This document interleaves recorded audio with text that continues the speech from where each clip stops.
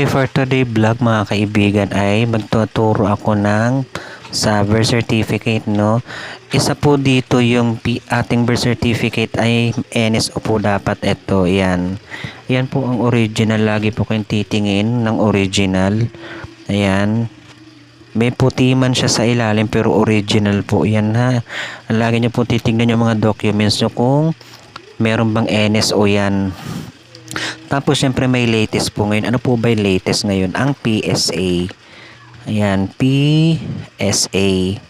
Ano po bang ibig sabihin ng mga requirements ng birth certificate? Number 1, napakahalaga po ng mga requirements birth certificate. Mapa-marriage contract man yan, or let's say namatayan po kayo, death certificate. Ang death certificate dapat may tatak ng City Hall. Make sure na lagi may mga tatak ng PSA. Ang marriage contract, importante po na may tatak ng PSA po yan. Yan po kasi hinihingi ngayon, PSA pala.